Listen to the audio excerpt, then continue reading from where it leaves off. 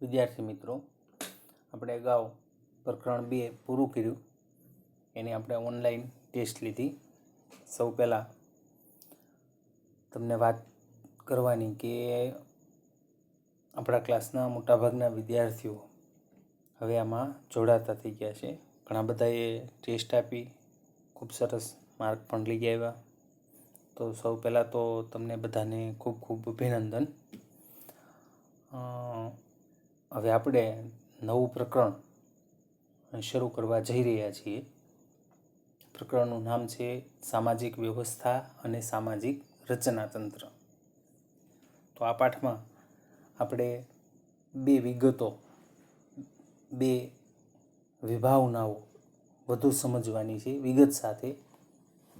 એક સામાજિક વ્યવસ્થા અને બીજું સામાજિક રચનાતંત્ર. તો આપણે સૌપ્રથમ સામાજિક વ્યવસ્થા અને સામાજિક રચનાતંત્ર આ બંનેના સામાન્ય અર્થ આપણે જોઈએ. પછી આપણે એની વિગત સાથે સમજૂતી જોઈશું. ત્યારે જુદા જુદા સમાજશાસ્ત્રીઓએ આપેલી વ્યાખ્યાને આધારે આપણે એમને સમજવાનો પ્રયત્ન કરીશું. અત્યારે આપણે બંનેના સામાન્ય અર્થ આપણે જોઈએ. તો આપણે બીજું પ્રકરણ જે ભણ્યા એમાં આપણે ઘણી બધી વિભાવનાઓ છે એ જોઈ ગયા છીએ. અહીંયા આપણે સામાજિક વ્યવસ્થા અને સામાજિક રચનાતંત્રની વિભાવનાઓ વિગત સાથે જોવાની છે. તો પહેલાં સામાન્ય અર્થ આપણે જોઈએ. તો વિશાળ માનવ સમાજમાં આપણે જ્યાં જ્યાં નજર નાખીએ ત્યાં માનવીની જુદી જુદી જરૂરિયાતોની પૂર્તિ માટે અનેક પ્રકારની વ્યવસ્થાઓ અને પેટા વ્યવસ્થાઓ જોવા મળે છે. આપણે ઘણી બધી જરૂરિયાતો છે. કેટલીક મૂળભૂત જરૂરિયાતો છે, કેટલીક આપણી ગૌણ જરૂરિયાતો છે. રોટી, કપડાં, મકાન એ આપણી મૂળભૂત જરૂરિયાતો છે. શિક્ષણ, આરોગ્ય, મનોરંજન આ બધી આપણી ગૌણ જરૂરિયાતો છે. તો આપણે જોઈએ છીએ કે આપણા સમાજમાં આપણી એવી બધી જરૂરિયાતોની પૂર્તિ માટે ઘણી બધી વ્યવસ્થા અને પેટા વ્યવસ્થાઓ જોવા મળે છે. દાખલા તરીકે કુટુંબ જેવી સંસ્થા દ્વારા બાળકનો જન્મ, રક્ષણ, પોષણ અને સંસ્કાર સિંચન આ બધા માટે ઊભી કરેલી વ્યવસ્થા છે. કુટુંબ શેના માટે છે? તો આના માટે છે. બાળકનો જન્મ આપે છે, રક્ષણ કરે છે, એનું પોષણ કરે છે, સંસ્કાર સિંચન કરે છે. તો કુટુંબ સંસ્થા એના માટે છે. શિક્ષણ સંસ્થા શૈક્ષણિક જરૂરિયાતોની પૂર્તિ કરે છે. એવી જ રીતે લગ્ન, જ્ઞાતિ, આર્થિક, ધાર્મિક આ બધી સંસ્થાઓ માનવીની જરૂરિયાત સંતોષતી સામાજિક વ્યવસ્થાઓ છે. તો ટૂંકો અને સાદો અર્થ એવો થાય કે સામાજિક વ્યવસ્થા એટલે મનુષ્યની જરૂરિયાતોની પૂર્તિ કરતી વ્યવસ્થા અને પેટા વ્યવસ્થા એટલે સામાજિક વ્યવસ્થા. એવો સાદો અર્થ આપણે રચનાતંત્ર વિશેનો જોઈએ. તો રચના એટલે કંઈક નવું બનાવવું, બનાવટ. તો કોઈ પણ નવું વસ્તુ બને છે તો આપણે જોઈએ છીએ કે એ કોઈ પણ રચના હોય એ જુદા જુદા ભાગોની એક પ્રકારની પદ્ધતિસરની ગોઠવણી હોય છે. દાખલા તરીકે મોટર કાર, તો એની રચના, એનું machine, wheel, steering, seat, glass આ બધા જુદા જુદા ભાગોથી જોડાય અને જોડાતા જે બને એ મોટર કાર કહેવાય. તો રચના એ જુદા જુદા ભાગોની પદ્ધતિસરની ગોઠવણી છે. કોઈ પણ વસ્તુ હોય, ભૌતિક વસ્તુ, તો એ પણ આવી જુદી જુદી વસ્તુની પદ્ધતિસરની ગોઠવણી છે. દાખલા તરીકે મકાન. તો મકાનમાં શું હોય? તો ઈંટ, સિમેન્ટ, બારી, બારણા, લોખંડ આ બધાની વ્યવસ્થિત ગોઠવણી એટલે મકાન બને. એવી રીતે પંખો, ટેબલ, ખુરશી આ બધા જુદા જુદા ભાગના જોડાણથી બનેલી રચના છે. એવી જ રીતે શાળા, આચાર્ય, શિક્ષકો, વિદ્યાર્થીઓ, ક્લાર્ક, પટ્ટાવાળા આ બધા સામાજિક સ્થાનોના જોડાણથી રચાય છે. કુટુંબમાં પણ પતિ પત્ની, માતા પિતા, ભાઈ બહેન આ બધા વચ્ચેનું સામાજિક સ્થાનનું જોડાણ થાય છે અને એમાંથી જે બને એ સામાજિક રચના છે. તો આવી રીતે બેંક હોય, કોલેજ હોય, ક્રિકેટની ટીમ હોય, જ્ઞાતિ, ગામ આ બધી જુદી જુદી સામાજિક રચનાઓ છે. તો આપણે સામાન્ય અર્થ બેયના જોયા. આમ બંને ખ્યાલો સામાજિક વ્યવસ્થા અને સામાજિક રચનાતંત્ર આ બંને ખ્યાલ એકબીજાની સાથે ગાઢ રીતે સંકળાયેલા છે. સામાજિક વ્યવસ્થા વગર સામાજિક કાર્ય સંભવિત બનતું નથી અને સામાજિક કાર્ય સામાજિક રચના વિના સંભવિત નથી. ટૂંકમાં કહીએ તો અહીંયા સામાજિક વ્યવસ્થા અને સામાજિક રચના બંને એકબીજાના પૂરક છે. હવે આ બંને ખ્યાલોને સમજવા માટે કેટલાક સમાજશાસ્ત્રીઓએ એના મૂળભૂત વિચારો આપ્યા છે. એ પ્રમાણે આપણે બંનેને સમજીએ.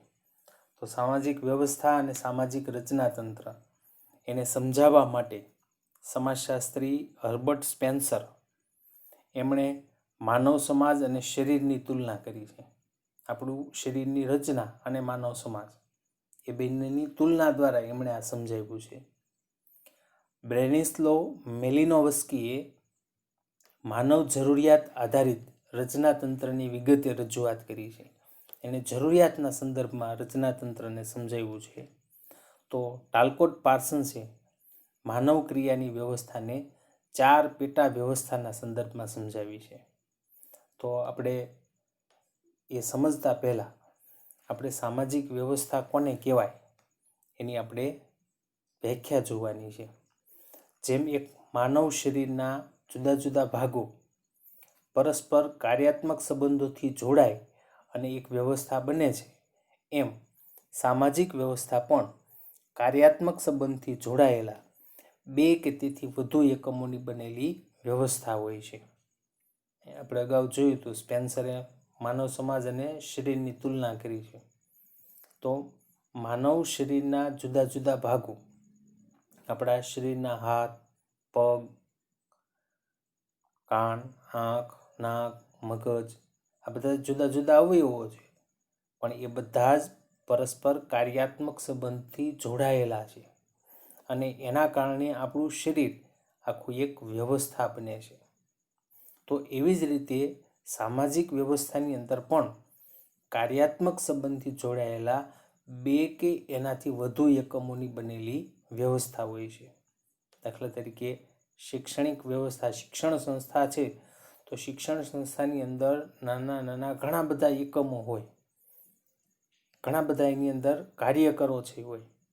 આ બધા જ કાર્યકરો કામથી એકબીજાની સાથે જોડાય છે અને શિક્ષણ આપતી સંસ્થા વ્યવસ્થાનો એક જન્મ થાય છે. તો આમ સામાજિક વ્યવસ્થા પણ કાર્યાત્મક સંબંધથી જોડાયેલા 2 કે તેથી વધુ એકમોની બનેલી વ્યવસ્થા હોય છે. હવે આપણે વ્યાખ્યા જોઈએ તો 2 વ્યાખ્યાઓ એક ટાલકોટ પાર્સન્સે આપેલી છે, બીજી વ્યાખ્યા સોરોકીને આપેલી છે. તો સૌથી પહેલાં આપણે ટાલકોટ પાર્સન્સની વ્યાખ્યા જોઈએ. તો સામાજિક વ્યવસ્થા એટલે એકબીજા સાથે કાર્યાત્મક સંબંધોમાં રહેલા ભાગો દ્વારા બનેલો એક જટિલ સંકુલ. સામાજિક વ્યવસ્થા એટલે એકબીજા સાથે કાર્યાત્મક સંબંધોમાં રહેલા ભાગો દ્વારા બનેલો એક જટિલ સંકુલ. કાર્યાત્મક એટલે કામના સંબંધો, જટિલ એટલે ગૂંચવણભર્યો, જેને સમજવો મુશ્કેલ બને એવો, અને સંકુલ એટલે સરવાળો. તો એકબીજા કાર્યાત્મક સંબંધથી જુદા જુદા ભાગો એકબીજાની સાથે જોડાય અને જે બને, જોડાણ થાય એટલે સરવાળો થાય, સંકુલ એટલે સરવાળો, તો એને સામાજિક વ્યવસ્થા કહેવાય. સોરોકીની વ્યાખ્યા જોઈએ, થોડીક વિગતે આપી છે. સામાજિક વ્યવસ્થા એક સંગઠિત જૂથ છે કે જે તેના સભ્યોના હકો, ફરજો, સામાજિક સ્થાનો, કાર્યો, ભૂમિકાઓ તેમજ પરસ્પરના વર્તન તથા જૂથ બહારના વિશાળ સમાજના સભ્યો સાથેના વર્તન સ્થાપિત કરતા સામાજિક ધોરણોનો સંકુલ ધરાવે છે. થોડીક વિગત સાથે વ્યાખ્યા છે આપી છે કે કોઈ પણ વ્યક્તિ એ એના સભ્યના હક, ફરજ, સામાજિક સ્થાન, કામ, ભૂમિકા, વર્તન અને જૂથ બહાર અન્યની સાથે એને જ્યારે વર્તન કરવાનું થાય ત્યારે સામાજિક ધોરણોને અનુરૂપ એ વર્તન કરતો હોય એવું એક સંગઠિત જૂથ છે, એને સામાજિક વ્યવસ્થા કહેવાય. ટૂંકમાં બે વ્યાખ્યાનો સાર રૂપે આપણે કહીએ તો એવું કહી શકીએ કે સામાજિક સ્થાન કે દરજ્જામાં રહી અને ભૂમિકા ભજવતી વ્યક્તિઓની આંતરક્રિયાની વ્યવસ્થા એને સામાજિક વ્યવસ્થા કહેવાય. સામાજિક સ્થાન કે દરજ્જો, આપણે આગળના પ્રકરણમાં દરજ્જા વિશેની વાત કરી ગયા છે. દરજ્જો કોને કહેવાય? તો સામાજિક સ્થાન કે દરજ્જામાં રહી ભૂમિકા ભજવતી વ્યક્તિઓની આંતરક્રિયાની વ્યવસ્થા એને સામાજિક વ્યવસ્થા કહેવાય. હવે આપણે સામાજિક વ્યવસ્થાના લક્ષણો જોવાના છે. તો ટાલકોટ પાર્સને સામાજિક વ્યવસ્થાના 3 લક્ષણો આપ્યા છે. પહેલું લક્ષણ, વિભિન્ન ભાગો વચ્ચે પરસ્પર અવલંબન. સામાજિક વ્યવસ્થા બનવા માટે ઓછામાં ઓછા 2 સામાજિક એકમના ભાગનું જોડાણ હોવું આવશ્યક છે. આ જોડાણ થાય તો જ સામાજિક વ્યવસ્થાનું નિર્માણ થાય, અને જોડાણ જ્યાં હોય ત્યાં ઓછામાં ઓછા 2 તો હોવા જોઈએ. તો સામાજિક વ્યવસ્થા બનવા માટે ઓછામાં ઓછા 2 સામાજિક એકમના ભાગનું જોડાણ થાય છે.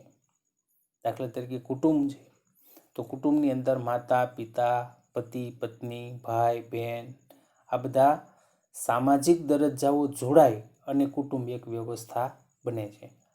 તો કુટુંબની અંદર ઘણા બધા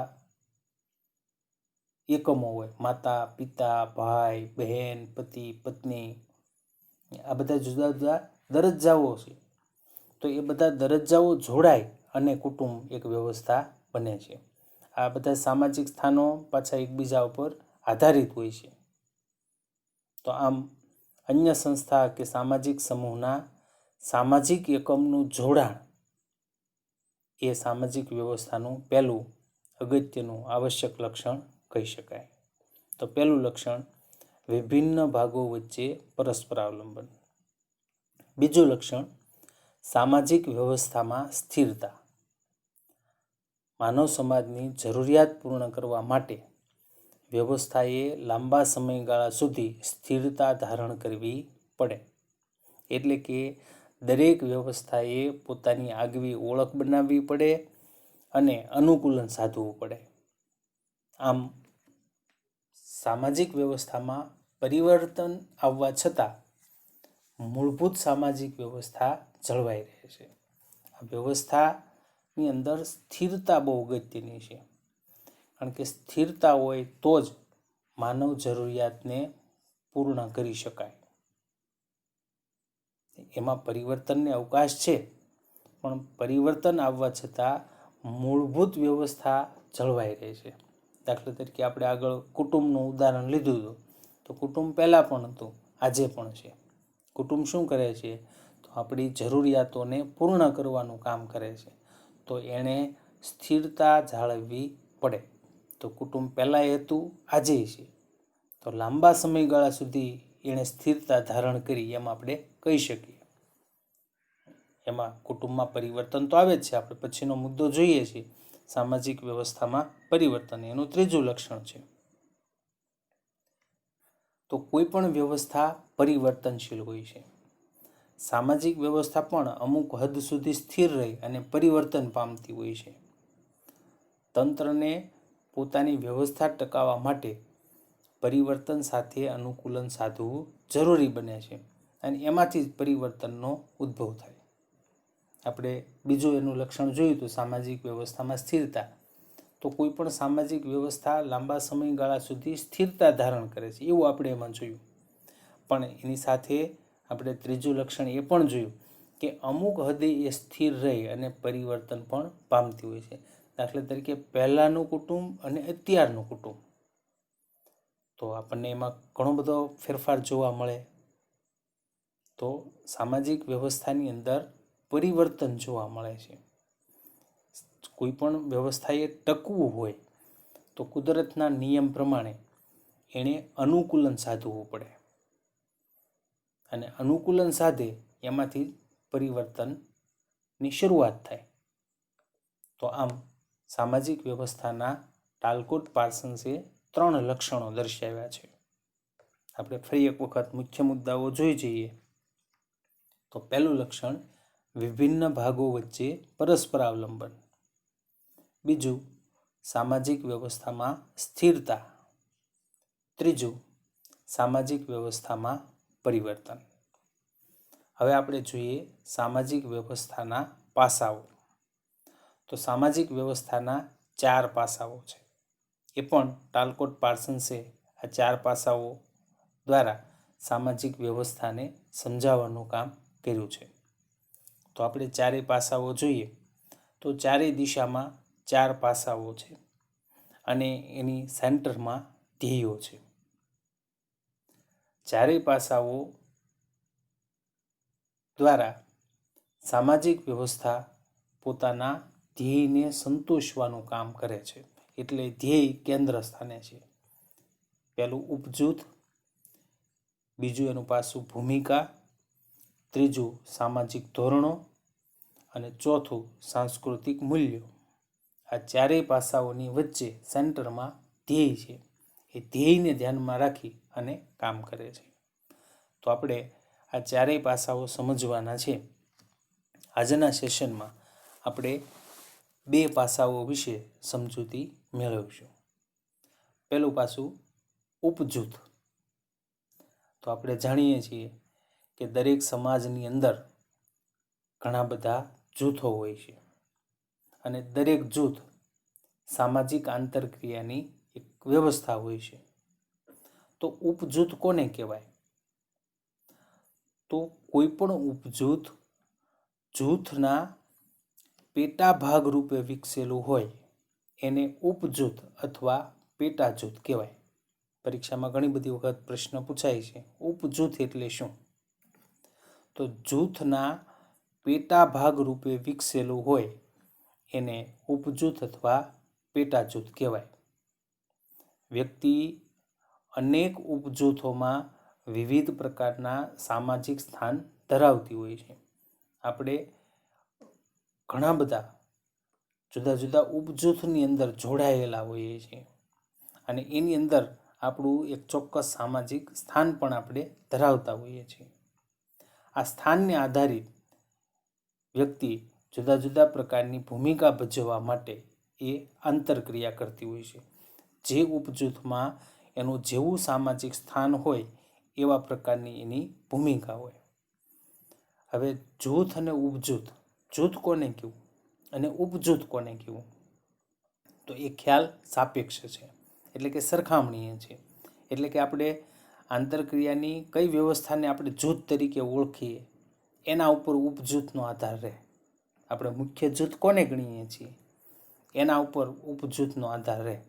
દાખલા તરીકે આપણે ભારતને, આપણો દેશ, એને આપણે જૂથ કહીએ તો ભારતના જુદા જુદા રાજ્યો, ગુજરાત, પંજાબ, મહારાષ્ટ્ર, કર્ણાટક, તમિલનાડુ, આ બધા ઉપજૂથો કહેવાય.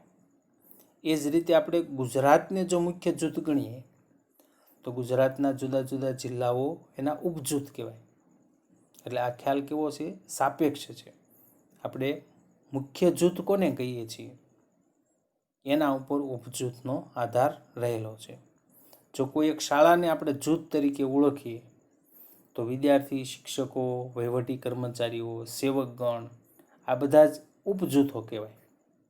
તો આમ સમાજના સભ્યો અનેક ઉપજૂથના વિવિધ દરજ્જાઓ ધરાવતા હોય છે અને દરેક ઉપજૂથની અંદર વિભિન્ન દરજ્જાઓનો કોટિક્રમ રચાયેલો હોય છે. એટલે કે ચડતો ઉતરતો ક્રમ, એનો જેવું પ્રકારનું સ્થાન હોય તો કાં ચડતું હોય કાં ઉતરતું હોય. તો આવો ચડતો ઉતરતો કોટિક્રમ દરેક ઉપજૂથની અંદર દરજ્જાઓમાં રહેલો હોય છે. બીજું પાસું આપણે જોઈએ ભૂમિકાઓ. તો સામાજિક વ્યવસ્થામાં વ્યક્તિના વિવિધ દરજ્જા હોય છે. આપણે જોઈ ગયા કે વ્યક્તિ અનેક ઉપજૂથની અંદર જોડાયેલો હોય અને એમની અંદર એમના વિવિધ દરજ્જા હોય. તો આ દરજ્જાના સંદર્ભમાં સામાજિક ધોરણ પ્રમાણે વ્યક્તિ જે કાર્ય કરે એને એની ભૂમિકા કહેવામાં આવે. દરજ્જાના સંદર્ભમાં સામાજિક ધોરણ પ્રમાણે વ્યક્તિ જે કાર્ય કરે એને એની ભૂમિકા કહેવામાં આવે. દાખલા તરીકે શાળામાં એક દરજ્જો આચાર્યનો હોય, તો આચાર્ય સામાજિક ધોરણ પ્રમાણે જે કામ કરે એને એની ભૂમિકા કહેવાય. સામાજિક ધોરણ એટલે શું? તો નિયમો, સમાજે બનાવેલા નિયમ. આચાર્ય નિયમ પ્રમાણે કામ કરે એને એની ભૂમિકા કહેવાય. ભૂમિકા છે એ જે તે વ્યક્તિની ફરજનો નિર્દેશ કરે છે. એને વ્યક્તિએ શું કામ કરવાનું છે એનું નિર્દેશ કરવાનું કામ ભૂમિકા કરે છે. જે તે વ્યક્તિની શું ફરજ છે, એને શું કામ કરવાનું છે એનો એ નિર્દેશ કરે છે. ભૂમિકા એ દરજ્જાનું વર્તનલક્ષી પાસું છે. ભૂમિકા એ દરજ્જાનું વર્તનલક્ષી પાસું છે. વ્યક્તિ કેવા પ્રકારનું કાર્ય કરે છે એ આપણને એના વર્તન દ્વારા જાણવા મળે. તો ભૂમિકા એ દરજ્જાનું વર્તનલક્ષી પાસું છે. સામાજિક વ્યવસ્થામાં દરેક વ્યક્તિને વિવિધ ઉપજૂથોમાં વિવિધ ભૂમિકા ભજવવાની હોય છે. વ્યક્તિ ઘણા બધા ઉપજૂથની અંદર જોડાયેલો હોય, ત્યાં એમનો જુદો દરજ્જો હોય, બધામાં જુદો જુદો દરજ્જો હોય. તો વ્યક્તિનો જેવો દરજ્જો એવા પ્રકારની એની ભૂમિકા ભજવવાની હોય. દાખલા તરીકે શાળામાં આચાર્ય શાળાનું સંચાલન કરે, શિક્ષકની ભૂમિકા ભણાવવાની છે, તો વિદ્યાર્થીની ભૂમિકા ભણવાની છે. વહીવટી કર્મચારી કાર્યાલયનું કામ કરે, તો સેવકગણ સેવાનું કામ કરે. તો આ બધામાં જે કાર્ય છે, આચાર્ય શાળાનું સંચાલન કરે, શિક્ષક ભણાવે, વિદ્યાર્થી ભણે, આ બધા કાર્યો એમની ભૂમિકાનો નિર્દેશ કરવાનું કામ કરે છે. તો સામાજિક વ્યવસ્થાના બે પાસાઓ આપણે અહીંયા જોયા, એક ઉપજૂથ, બીજું ભૂમિકા.